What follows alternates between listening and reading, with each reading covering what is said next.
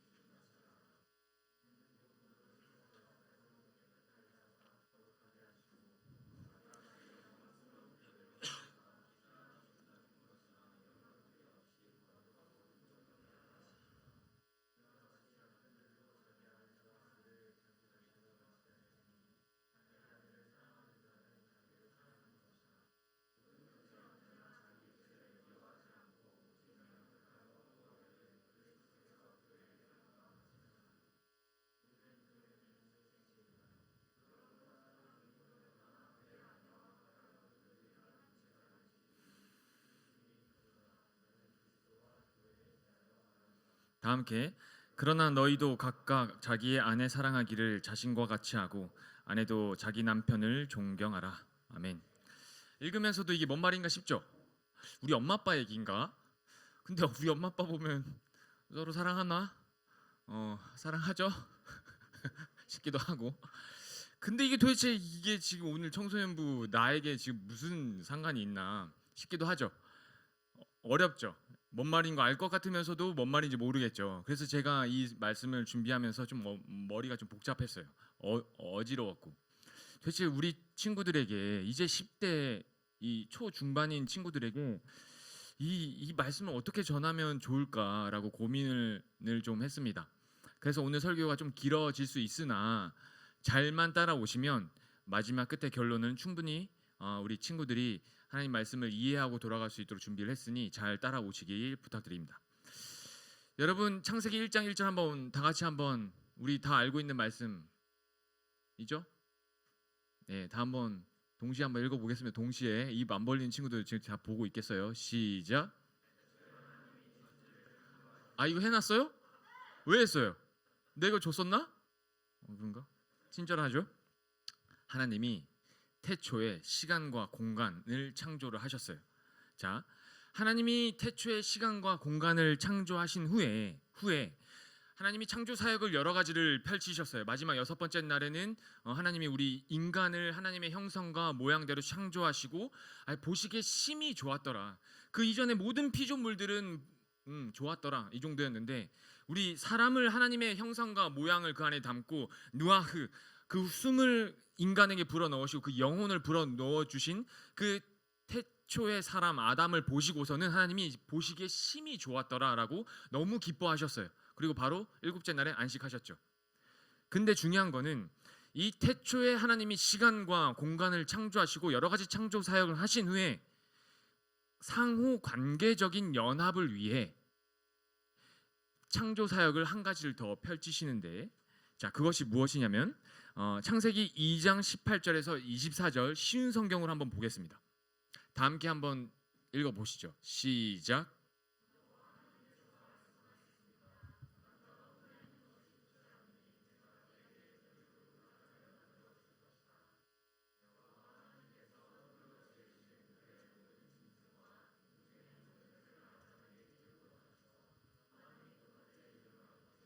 좀 더 큰 목소리를 봉독하겠습니다. 20절 이어서 시작.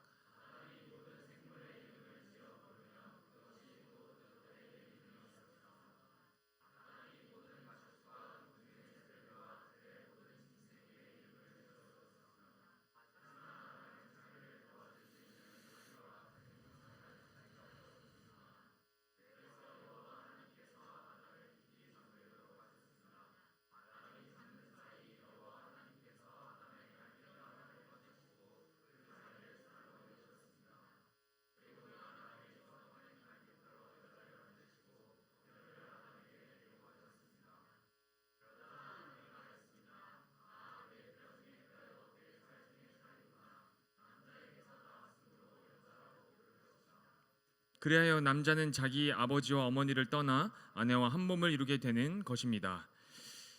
하나님이 창조한 이 창조 사역이 막 시작되는 창세기 1장과 2장 이 사이에 하나님이 고민을 하셨어요. 하나님이 보시기에 심히 아름답다고 여기는 그 아담 가운데 이렇게 생각하시는 거죠. 여호와 하나님께서 말씀하셨습니다. 남자가 혼자 있는 것이 좋지 않으니 내가 그에게 그를 도울 짝을 만들 것이다. 하나님이 창조 사역을 한 가지를 더 펼치시는데 어떤 것을 펼치시냐면 상호 관계적인 연합의 창조 사역을 펼치시는 최초의 조직을 뭘로 창조하시냐면 여자를 그에게 돕는 배필을 붙여 주심으로써 이제 우리들에게 이제 말씀하시기를 이제 남자는 그 아버지와 어머니를 떠나 그 부모를 떠나 이 여자와 연합함으로써 한 가정을 이룰 것이다라고 하는 최초의 상호 관계적인 하나님의 창조 사역이 가정이라는 것으로 나타나게 되었어요. 근데 18절에 보면 하나님이 상호 관계적인 연합을 위해 남자 말고 또 여자를 만드실 것을 계획하셨죠. 그리고 나서 어떻게 이어지냐면 21절, 22절 한번 보세요. 21절. 그래서 여호와 하나님께서 아담을 깊이 잠들도록 하셨습니다. 아담이 잠든 사이 여호와 하나님께서 아담의 갈비뼈 하나를 꺼내시고 그 자리를 살로 메우셨습니다. 어떻게 하나님이 행하시냐면 하나님이 직접 다시 한번 행하시는 거예요. 아담을 깊이 잠들게 한 후 그의 갈비뼈 하나를 떼어내서 그것으로 여자를 창조하시는 거죠. 여자를 창조하시는 거예요. 그리고 나서 어떻게 행하시냐고 지금 성경에 나와 있냐면 여자를 창조하시기를 하나님이 직접 만드셨다고 하시는 거예요. 여자가 그냥 어떻게 뭐 뚝딱 태어나는 게 아니라 아담을 창조하시는 것처럼, 근데 대신에 아담 속에 있는 어떠한 그 갈빗대 하나를 통해 여자를 하나님이 직접 만드셨다고 말씀하시는 거예요. 근데 여기서 주목해야 될 패턴이 18절에서 24절 사이에 한 가지가 나타나게 되는데 그 패턴을 여러분들이 아셔야 돼요. 자, 19절 보면 여호와 하나님께서 흑으로 지으신 들의 모든 짐승과 공중의 모든 새를 누구에게 이끌어가서? 아담에게 이끌어 가셨어요. 창조하신 모든 창조 피조물들을 아담에게 이끌어 가셨어요. 자, 22절 한번 볼까요? 22절. 그리고는 아담에게서 꺼낸 갈비뼈로 여자를 만드시고 그녀를 누구에게? 아담에게 데려가셨어요. 왜요? 하나님이 19절에서는 모든 피조물들을 아담에게 데려가셨어요. 왜? 아담이 그 모든 피조물들에게 어떠한 이름을 지어주는지를 지켜보시는 거죠. 그리고 두 번째는 하나님이 여자를 이 부분은 하나님이 직접 행하신 거예요. 여자를 직접 만드셨어요. 그리고 나서 어떻게 하셨다고요? 여자를 아담에게로 데려가셨다고. 그러면 그 아담이 뭘 했을까요? 모든 피조물들에게 이름을 붙여준 것처럼 아담이 이제 자기 입으로 고백하게 되는 거죠. 탄성이 터져 나오는 거예요. 어떤 탄성? 아, 여자를 보자마자 내 뼈 중에 뼈요, 내 살 중에 살이구나. 남자에게서 나에게서 나왔으므로 여자라고 부를 것이다. 태초에 그 인간 형상을 한 어떠한 그 생명체를 보고 아담이 내 속에서 나왔지만 나와는 좀 다른 존재구나. 너는 남자가 아니라 너는 여자다라고 뭘 붙여줬다고? 이름을 붙여줬다고. 모든 피조물들을 하나님 모든 피조물들을 아담에게 데려가셨어요. 그에게 뭘 하게 하는, 그가 어떻게 하는 것을 보려고, 그가 모든 피조물들에게 어떠한 이름을 붙여주는지를 보려고. 두 번째로는 여자를 하나님이 직접 만드시고는 여자를 아담에게 데려가셨어요. 그리고 나서 아담에게는 뭐 이건 고래, 뭐 이건 사자, 뭐 이건 기린, 이 정도 수준이 아니라 탄성이 터져 나오는 거죠.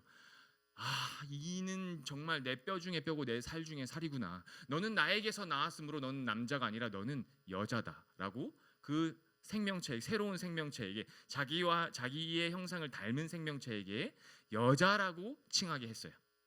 자, 이름을 지어주는 것은 그의 본질을 관통하고 꿰뚫어 보고 있다는 것을 말하고 있습니다.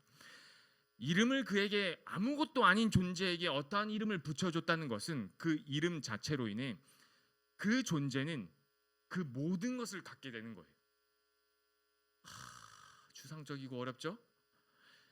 이름을 지어줌으로써 그 존재는 그 모든 의미를 가지게 된 거예요. 그 권한을 누구에게 줬다고요? 아담에게 줬다고. 자, 정신 차립시다, 여러분. 어렵죠? 어려운 설교에 그래서 최대한 쉽게 하려고 이야기하는 거예요. 이 부부의 연합의 관계를 설명하기 위해 제가 여기 창세기까지 간 거예요. 이걸 설명 안 하면 여러분들이 더 헷갈리거든. 도대체 나에게 뭐 엄마 아빠 얘기를 왜 하는 거야? 이렇게 나와버리면 할 말이 없다니까요. 자, 그래서 이제 남자는 본래 이제 자기 부모를 떠나 여자를 아내로 맞이함으로써 이제 한 가정을 이루고 그 가정에 누가 됐다고? 뭐가 됐다고? 가장이 된 거예요. 사전적 의미로 가장은 가족을 통솔하고 대표하는 사람입니다. 인간의 문화, 인간의 이 수천 년이 흐르는 이 인간의 문화 가운데서도 오늘날 여전히 가정이라는 존재는, 이 조직은 존재하죠. 그리고 그 조직에 대해서 사전적 의미로 가장은 남자를 이야기하는데, 그 남자는 그 가족을 통솔하고 대표하는 사람이라고 인간들 문화들 사이에서도 정의하고 있어요. 근데 그것 이전에 이미 창세기 2장에서 하나님은 여자에게 이름을 붙이는 그 권한을 누구에게 줬냐면 아담에게 줬다는 것을 인정하셔야 돼요. 자, 인지를 하셔야 되죠. 너무 복잡하니 이제 넘어가겠습니다. 하나님이 이 상호 관계적인 연합을 위해 창조하신 두 번째 조직이 있는데, 이 두 번째 조직은 교회예요. 자, 시작은 구약시대에 출애굽한 이스라엘 백성들에게서부터 시작하게 되었습니다. 이 두 번째 조직은. 자, 출애굽기 20장 한번 볼까요? 24장. 출애굽기 24장은 출애굽기 20장에서부터 하나님이 모세를 불러요. 자, 이제 너에게 내가 10계명을 주겠다. 200만 명이 넘는 나의 백성들이 이제는 애굽 가운데서 이제 생육하고 번성하게 되었고, 내가 너 한 사람 리더 모세를 통해 내가 출애굽하게 했으니 내가 이제 너에게 내 이 땅에 보이는 땅에서 보이지 않는 하나님 나라의 10계명을 이제 너희에게 선포하겠다. 너희는 세상의 법이 아니라 이 10계명을 따라 살아야 된다라고 해서 10계명을 출애굽기 20장에서 주고 나서, 그리고 나서 24장까지 23장에 걸쳐 계속해서 어떤 무슨 법에 대해서 하나님이 친절하게 그 시대 가운데 통용될 만한 법을 이스라엘 백성들에게 다 정해 주시는 거예요. 모든 법들을, 제일 처음 10계명, 그 다음에 인간들 사이에서 통할 법들을 다 정해, 종에 관한 법, 돈에 관한 법 할 것 없이 하나님이 다 정해 주셔요. 나중에 한번 출애굽기 20장부터 24장까지 한번 보시기 바랍니다. 자, 그리고 나서 본격적으로 출애굽기 24장 12절 13절 한번 읽어봅시다. 12절 13절 시작.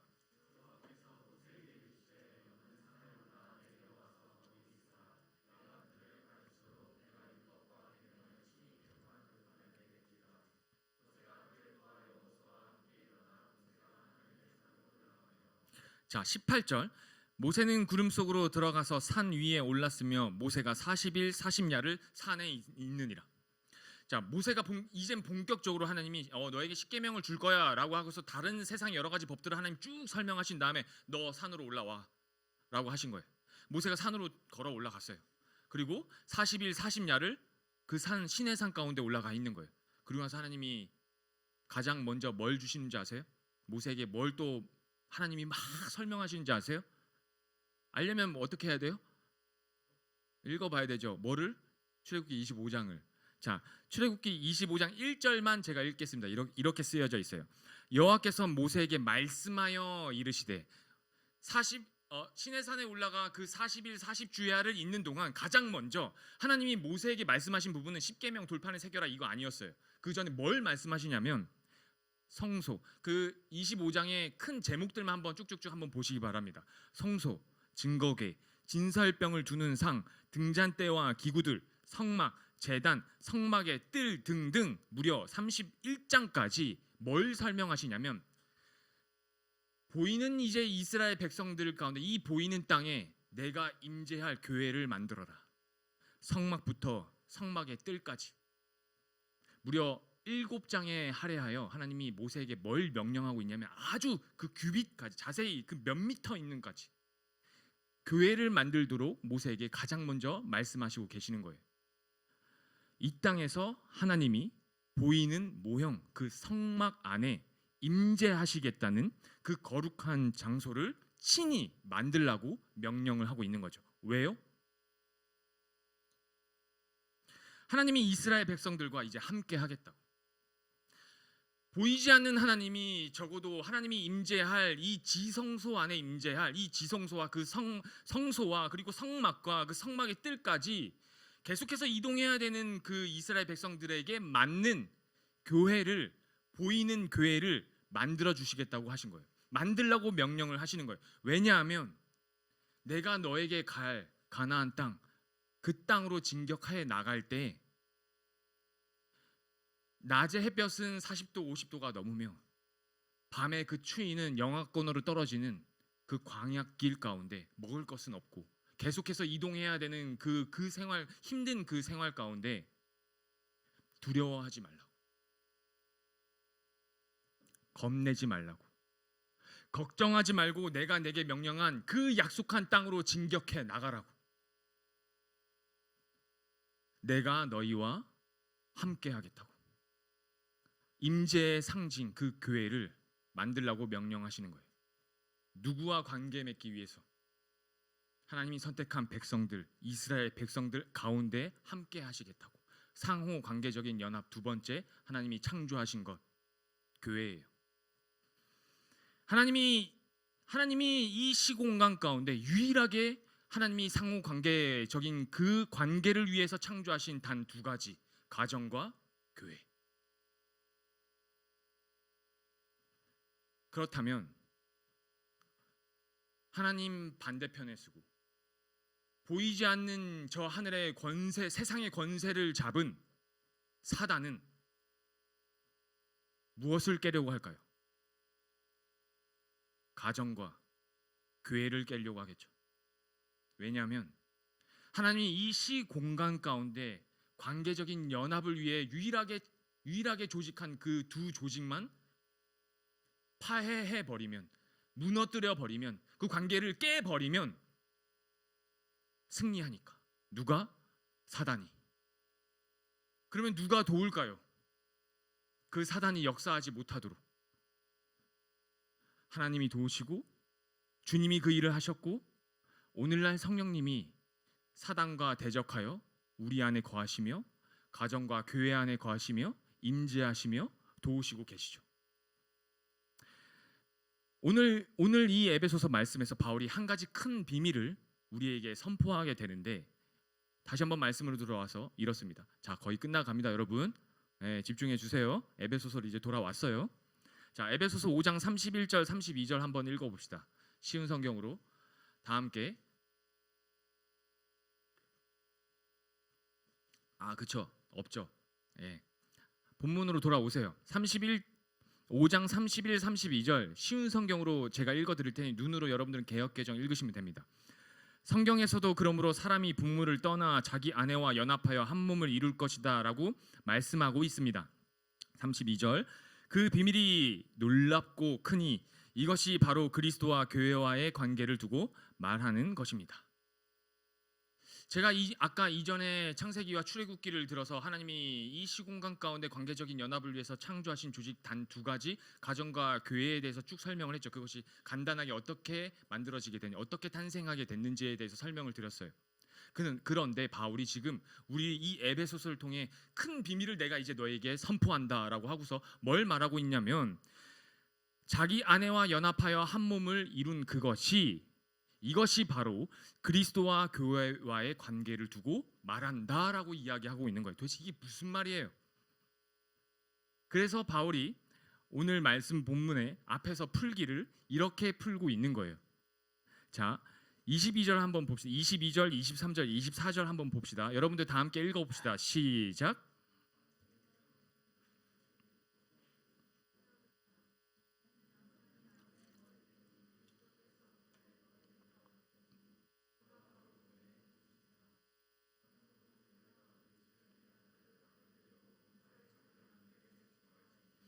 도대체 풀어 쓴 얘기가 이렇다는데 이건 더 어려운데요, 목사님. 자, 쉬운 성경으로 이렇게 쓰여져 있습니다. 22절 아내들은 주님께 순종하듯이 남편의 권위에 순종하십시오. 복종이란 단어보단 좀 순종이 더 괜찮죠? 순종이란 단어예요. 23절 남편이 아내의 머리 됨은 그리스도가 교회의 머리인 것과 같습니다. 교회는 그리스도의 몸이며 그리스도는 교회의 구주가 되셨습니다. 교회가 그리스도 권위 아래 있듯이 아내가 남편에게 순종하는 것은 당연한 것입니다. 모든 일에 순종하십시오. 이 본문 말씀이 대한민국의 기독교인들의 가정을 이루고 있는 우리 아내분들이 가장 싫어하는 말씀이죠. 네. 집안에서 하는 꼬라지 보면 어떻게 저것에 내가 순종을 해야 할 수 있나? 하나님 이 말씀이 정녕 맞습니까? 라고 질문을 하게 되죠. 왜냐하면 하루가 멀다 하고 집에 가면 혼나니까 남편들은 안 혼날 수가 없거든요. 안 혼날 수가 없어요. 혼이 나. 어제도 내가 빨래 때문에 뭐 때문에 혼났는데 양말을 왜 빨래통에 넣냐고. 그 양말을 빨래통에 넣지 어디다 넣어. 혼났어. 분리하래. 아 쉽지 않네. 뭐 그런 거예요. 자, 그래서 집에 갔더니 희야 사모님의 희진 사모님의 얼굴을 봤더니 여기가 이만큼 부어 있네. 난 때린 적이 없는데, 나는 그런 거 안 하는데. 근데 물어보니까 왜 그랬더니 이게 입술을 이렇게 까봤더니 여기 막 찢어져 있어, 터졌어. 왜 그러냐 그랬더니 다미야 자자, 이제 안고 자자 해서 다미가 이제 이렇게 누워 있어. 이제 아내가 누워 있어요. 사모님이 누워 있어. 다미가 여기 올라타 있어요. 거꾸로. 다미가 이제 저쪽을 보고 자기 배 위에 누워 있더래. 이렇게 누워 있는 거죠. 앞을 보고 다미야 자자 이랬더니 응 이러고 뒤로 그냥 발라당 누워버렸대. 뒤통수로 여기를 맞은 거죠. 죽방을 맞았어요. 그래서 이게 터졌어. 그래서 사모님이 희야 사모가 피 질질 나는데 너무 아픈데 다미는 이거 보고 막 웃더래. 막 엄마 뭐야 이러면서 막 때리고 막 웃더래. 근데 이거를 혼을 낼 수는 없고 애가 너무 아무것도 애가 잘못한 게 뭐가 있어요. 그냥 자자 그러니 그냥 발라당 누운 것뿐이밖에 없는데 화는 나는데 혼은 낼 수가 없는 상황이고 너무 그래서 막 다미야 괜찮아 이러면서 막 자자 이러고 막 발음도 안 나오고 막 이러고 막 해서 겨우 막 눕혀서 재웠대는 거죠. 근데 만약에 제가 그랬다면 순간 제가 상상을 한 거죠. 제가 모르고 돌다가 팔꿈치로 가격했다면 제가 아는 희야 사모는 바로 때렸어요. 저를 바로 똑같이 때렸어요. 왜냐면 눈에는 눈, 이에는 이. 분명히 저를 때렸을 거예요. 왜냐면 제가 한두 번 당한 게 아니거든요. 자, 가끔 이제 사모님과 다미가 예배 중이나 예배 끝나고 이제 복도나 아니면 저기 문 열고 와요. 그러면 다미가 아빠 이러고 막 이러고 와. 그러면 제가 어떤 줄 아세요? 가슴이 벅차. 저 조그만 애가 이 땅에 태어나서 아빠라는 존재를 인식하고 나를 보자마자 두 팔 벌려가지고 막 아장아장 이렇게 뛰어와서 나한테 안기네. 그 안겨 있을 때 딱 안아줬을 때 느낌이 되게 벅차요. 그 뭘 설명할 수가 없어. 뭐 목사 안수 받을 때도 그렇게 벅차진 않았어요. 뭐 대학 합격한 거랑 비교가 안 돼. 대학 합격한 것보다 더 기뻐. 그냥 한 번 안겼을 뿐인데 그 순간 그 짧은 한 2, 3m 뛰어오는 그 모습 가운데 나한테 안겼을 때 그거는 설명할 수가 없이 벅차요. 그런데 희야 사모님이 뛰어오면 어떨까요? 무섭죠.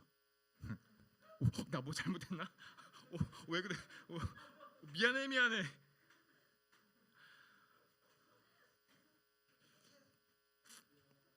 어때요? 그래도 저 담이 사랑하고 희야 사모님 사랑하죠. 아멘. 그런데 어떻게 이 말씀이 남편의 권위, 아내들은 주님께 순종하듯 남편의 권위에 순종하십시오. 이것이 어떻게 이게 인간 사이에서 이게 가능할까요? 서로 어떻게 그게 가능할까요? 이 시대 문화로는 순종하십시오.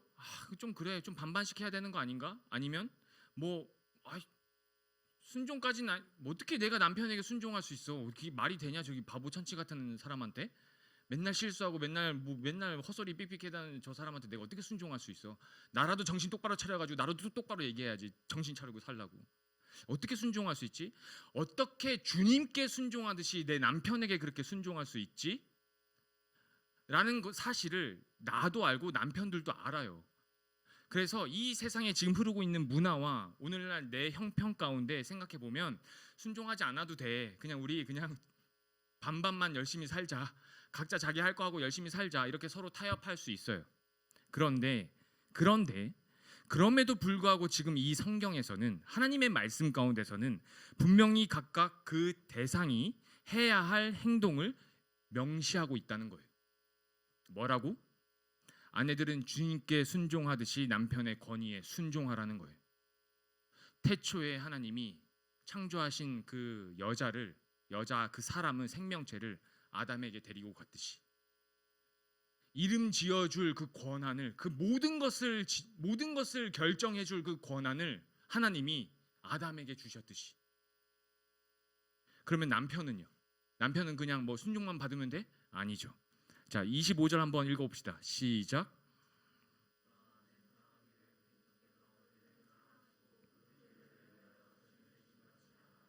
쉬운 성경에 이렇게 쓰여져 있습니다. 남편들은 그리스도가 교회를 사랑하듯이 아내를 사랑하십시오. 그리스도는 생명을 내어주기까지 교회를 사랑하셨습니다. 주님이 교회를 위해, 우리들을 위해 생명을 내어주시고 그 길을 걸어가신 것처럼 똑같이 아내를 그렇게 사랑하라는 거예요. 남편들 이해하셨어요? 차라리 순종하는 게 낫지 않아요?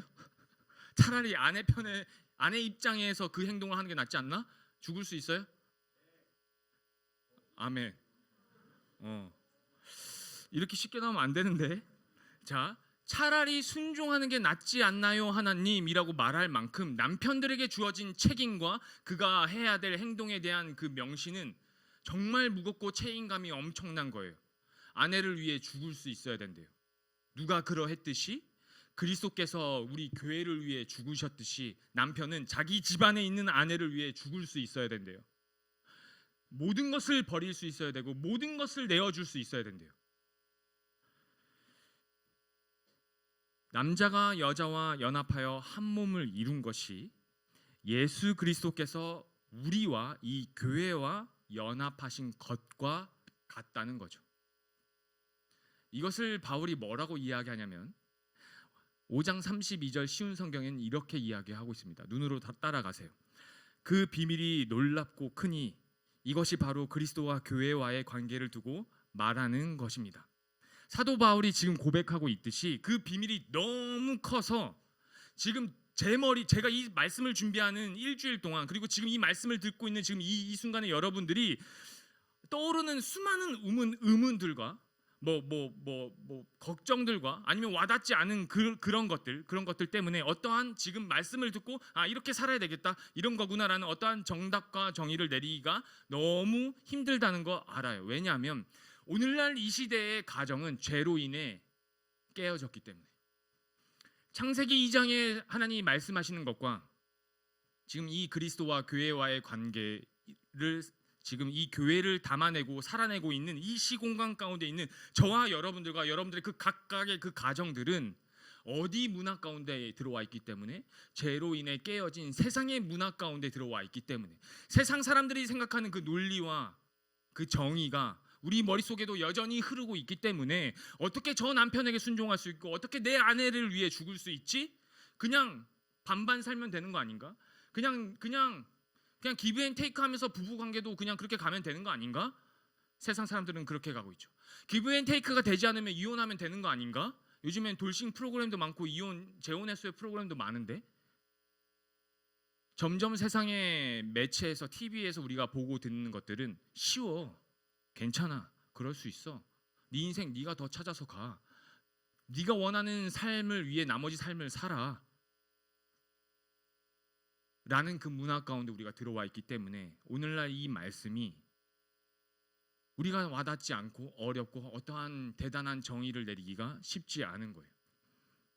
그래서 이 말씀을 이 시대 가운데 2000년 전에도 바울이 말하는 이 시대 가운데서도 뭐라고 이해하고 있냐면 시작이 이런 거예요. 25절의 시작이 그 비밀이 놀랍고 크다. 오죽했으면 바울도 이것이 비밀이라고 얘기했을까?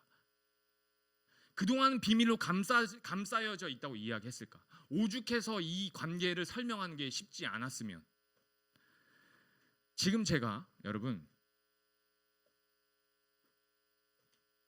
결혼 7년 차고 제가 30살에 결혼했고 지금 제가 37살이니까 결혼이 7년 차고 동시에 제가 청소년부의 사역자로 있는 게 7년입니다.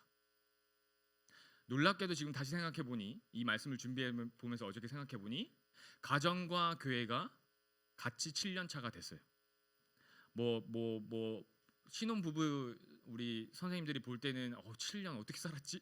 이렇게 할 수 있고 우리 또 어른들이 볼 때는 여러분들 부모님이 저를 볼 때는 아직 좋을 때다 이렇게 생각하실 때도 있겠죠. 그 말이 통용되는 건 세상의 문화 가운데 통용된다는 것은 일단은 인지하십시오. 어찌 됐던 제가 각각 7년 차가 됐어요. 자, 제가 지금 이 시 공간 하나님이 나를 이 땅에 보내신 이유를 찾고 있는 이 시 공간 가운데서 가장 가까운 연합을 이루고 있는 가정과 교회를 통해서 7년의 시간들 가운데 제가 지금 확실히 알게 된 것은 이것입니다. 무엇이냐면 부부가 연합을 이루고 있는 그 관계에서나 예수 그리스도를 머리를 두고 우리가 몸을 이루고 있는 이 교회 공동체에서나 나나 우리에게 여러분들에게 가장 필요로 하는 것은 사랑이라는 것입니다. 사랑. 어떤 사랑? 성경에서 사랑의 정의는 이렇습니다. 여러분들이 생각하는 세상의 문화 가운데서 통용되는 그 사랑 생각하지 마십시오. 이미 많이 오염됐습니다. 변질되었고 성경에서 이야기하는 사랑은 이렇습니다. 고린도전서 13장 4절에서 7절 쉬운 성경으로 이렇습니다. 다 함께 한번 읽어봅시다. 시작. 사랑은 오래 참습니다. 사랑은 친절합니다. 사랑은 시기하지 않습니다. 사랑은 자랑하지 않습니다. 사랑은 교만하지 않습니다. 사랑은 무례히 행동하지 않습니다. 사랑은 자기 유익을 구하지 않습니다. 사랑은 쉽게 성내지 않습니다. 사랑은 원한을 품지 않습니다. 사랑은 불의를 기뻐하지 않고 진리와 함께 기뻐합니다. 사랑은 모든 것을 덮어주며 모든 것을 믿으며 모든 것을 소망하며 모든 것을 견딥니다. 길면 길고 짧으면 짧은 이 가정과 저와 여러분들이 연합을 이루고 있는 이 청소년부 이 7년의 시간들 가운데 이 시공간 가운데 나에게 주신 이 시공간 가운데 하나님이 연합하라고 붙여주신 단 2개의 이 조직체를 깊이 고민하고 깊이 마음으로 생각해 봤더니 오늘날 저와 여러분들의 가장 필요한 것은 이 사랑입니다. 이거 가능해요? 이해되세요? 가능할까 의문이 들기도 하고 다 이해가 되지 않기도 하죠. 그런데 제가 7년을 함께 해보니 사랑 아니면 답이 없습니다. 오래 참고 친절히 행하고 시기하지 않고 교만하지 않고 서로 무례히 행하지 않고 자기 유익만을 구하지 않고 원한을 품지 않고 모든 것을 덮어주고 모든 것을 믿으며 모든 것을 함께 소망하며 함께 모든 것을 견디는 그것은 오직 사랑뿐. 우리가 다 이해하지 못하고 지금 다 납득할 수 없고 온전히 다 알지 못하는 것을 바울은 마지막 구절에 이렇게 쓰고 있습니다. 고린도전서 13장 12, 13절 다 함께 한번 읽어봅시다. 시작. 지금은 우리가 거울을 통해 보는 것 같이 희미하지만 그때에는 얼굴과 얼굴을 마주보듯이 보게 될 것입니다. 지금은 우리가 부분적으로 알지만 그때에는 하나님께서 나를 아신 것처럼 완전히 알게 될 것입니다. 그런즉 믿음, 소망, 사랑 이 세 가지는 항상 있을 것인데 그 중에 가장 위대한 것은 사랑입니다. 아멘. 지금은 희미하지만, 지금은 거울로 보는 것 같이 멀리 보이는 것 같지만 하나님이 우리를 부르신 그때에는 얼굴과 얼굴을 지금 마주보고 있는 것처럼 완전히 알 때가 올 것입니다. 왜 나에게 이 시공간 가운데 그런 가정과 이 교회 공동체를 허락하셨는지, 이 시점 가운데 나에게 원하시는 것이 무엇인지를 하나님께 묻고 그것이 사랑이라는 답을 한 주 동안 함께 누리시고 함께 행하시고 하나님이 주신 그 시간과 공간 가운데 기회를 잡으시길, 잠자는 곳에서 깨어나시고 넘어진 곳에서 일어나시길, 용기 내시길, 서로 사랑하시길 간절히 부탁드립니다. 기도하시겠습니다. 내 육체의 생각으로 내 머리로는 하나님 다 이해가 되지 않습니다. 그럼에도 불구하고 하나님 주신 이 하나님의 말씀 붙들고 일주일 살아보려 합니다. 힘 주시고 용기 주시옵소서. 다 함께 우리 주님의 이름을 부르며 기도하시겠습니다. 주여 아버지,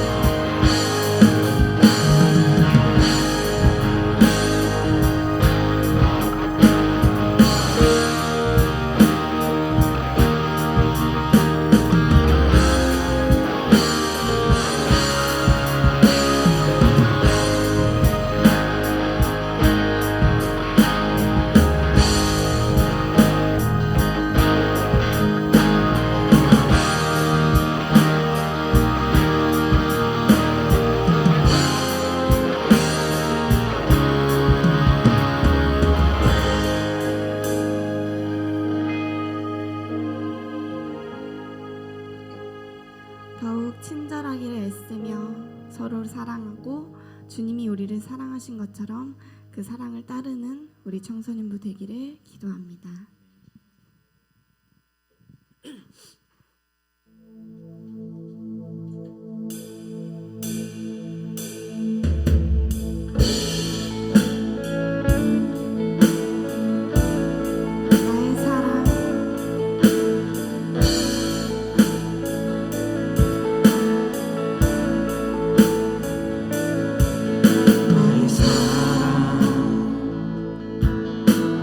어여쁘고 창피하다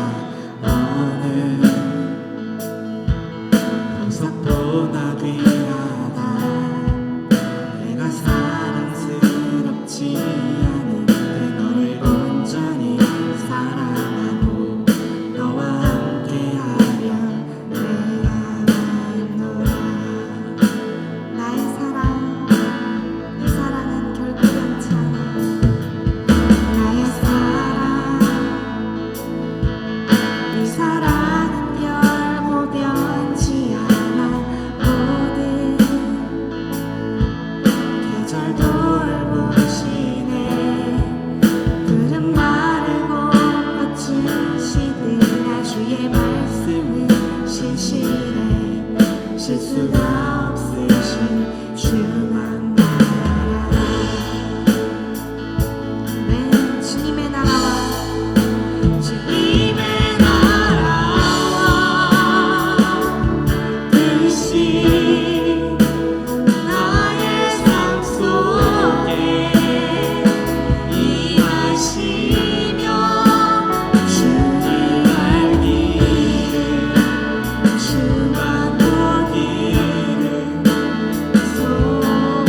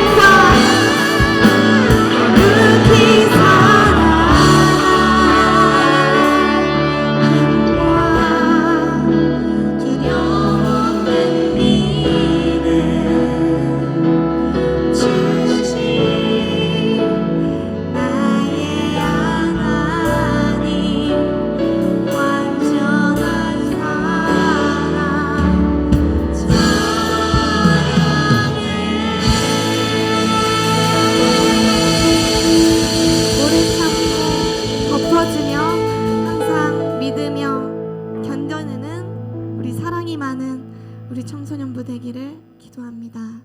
아멘.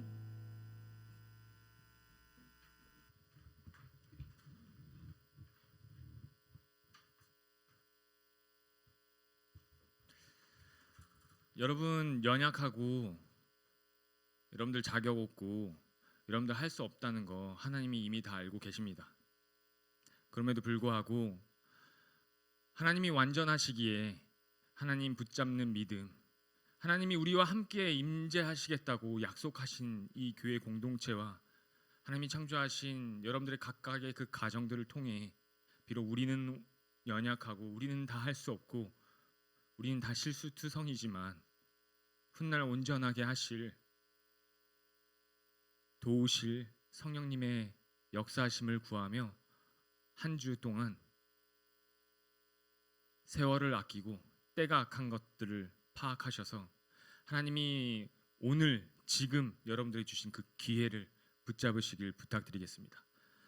이제는 우리를 그 죄 가운데서 구속하여 주신 자기 몸을 아끼지 않으신 예수 그리스도의 그 사랑이 그 아들을 또한 아끼지 않고 우리를 위해 이 땅에 보내주신 우리 하나님 아버지의 그 사랑이 날마다 우리의 연약함을 위해 그 누구보다도 눈물로 도우시는 성령님의 그 사랑이 오늘날 온전하지 않는 모습으로 연약한 모습으로 살아가지만 완전하게 하실 그때를 소망하며 나에게 주어진 그 기회를 붙잡기 위해 열심으로 달려가겠다고 다짐하는 우리 청소년부 한 사람 한 사람 머리 위에 그들의 삶 위에 지금으로부터 영원토록 함께 있을지어다.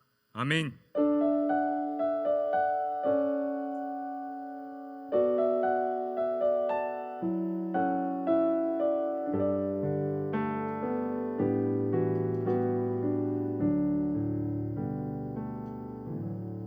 네, 예배 받으신 하나님께 다시 한번 기쁨의 박수를 올려드리도록 하겠습니다.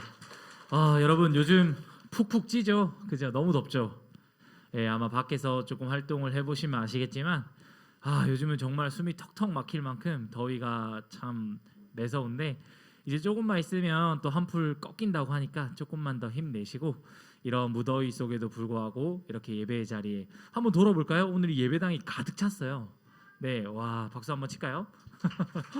네, 이렇게 예배 자리를 함께 만들어가는 여러분들 정말 축복하고 감사합니다.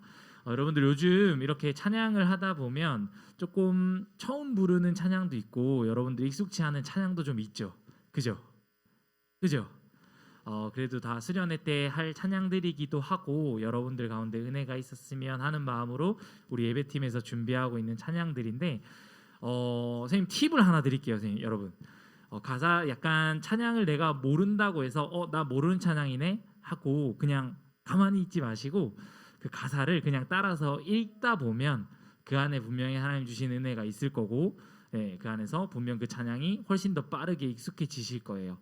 그래서 앞으로 남은 기간 동안에 조금 생소하거나 모르는 찬양이 나와도 열심히 한번 따라 불러보도록 노력하고 그 가사를 한번 읽는 연습도 좀 했으면 좋겠어요. 아시겠죠? 이 대답이 이거밖에 안 나오나요? 아시겠죠? 네, 좋습니다. 광고 시작하도록 하겠습니다. 청소년부 예배는 주일 오전 11시 대면으로 드려집니다. 이 자리에서 드려지고요. 예배는 항상 기대하는 마음으로, 기도하는 마음으로 그렇게 준비하셨으면 좋겠습니다. 네, 두 번째, 역사서 함께 읽기 계속되고 있죠. 요즘 그래도 이렇게 단톡방을 보면 각 팀마다 열심히 읽는 학생들이 있는 것 같아요.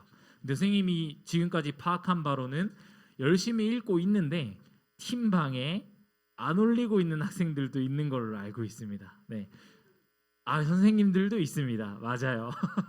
그래서 이번 주는 오늘이 8월 첫째 주죠, 여러분. 네, 8월 첫째 주고 이번 달엔 뭐가 있죠? 네, 우리 수련회가 있는 달이기 때문에 여러분 혼자서만 읽지 마시고 읽었다고 꼭 단톡방, 팀방에 생생 내주셔야 아직 시작하지 못한 학생들도 힘을 얻고 다시 시작할 수 있습니다. 여러분 아직 시작한 지 엄청 오래됐다고 해서 나는 이미 끝났네, 늦었네 하실 필요 전혀 없어요. 이건 누가 많이 읽나가 아니라 하루에 말씀을 읽자가 목표이기 때문에 물론 많이 읽고 함께 쭉쭉쭉쭉 읽어 나가는 것도 중요하지만 말씀을 가까이 하는 게 더 큰 목표가 있으니까요. 아직 시작하지 못한 학생들이 있다면 꼭 지금부터라도 시작해 주시고 네, 난 많이 읽고 있는데 인증하지 못했다 하는 학생들도 용기를 내어서 같이 팀방에 인증해 주셨으면 감사할 것 같아요. 네, 그다음 광고. 네, 8월 기도자 안내입니다. 오늘 첫 주 했고요. 14일, 21일, 28일 기도자들 우리 동아, 하경이, 다솔이 네, 각자 언제 날짜에 기도해야 되는지 꼭 알아주시고 혹시나 이때 특이사항이 있어서 참석하기가 조금 힘들다 하신 학생들은 미리 담임선생님께 말씀해 주시면 감사하겠습니다. 네, 그리고 마지막 광고고요. 여름 수련회가 26일부터 28일까지 교회에서 진행되고 교회 첫날 집회 후 포천 베어스타운으로 넘어갑니다. 여러분들 아마 궁금하신 게 있으실 거예요. 나는 조금 빨리 마치고 빨리 올 수 있을 것 같은데 라는 학생들이 분명히 있어요. 뭐 3시, 4시부터 올 수도 있을 것 같은데 하는 학생들도 보이더라고요. 네, 괜찮습니다. 모두 다 교회에 오시면 우리 선생님들이 미리 가 있을 거기 때문에 간식과 뭐 저녁 식사까지는 아니지만 저녁 식사 대용으로 먹을 수 있을 만한 간식들도 항상 그 자리에 비치를 해놓을 생각이니까 다들 오시면 되고요. 좀 내가 빨리 왔다 하는 학생들은 일단 변경될 수도 있지만 311호에서 대기하는 걸로 네, 정해 놓을게요. 혹시나 변경사항이 있으면 그 전에 선생님이 광고를 하겠습니다. 아시겠죠? 수련회 시간 딱 맞춰서 저녁 7시에 와야지 하시지 않으셔도 돼요. 네, 더 빨리 교회에 오셔도 되고 얼마든지 더 빨리 오시는 게 더 큰 은혜가 있을 것 같습니다.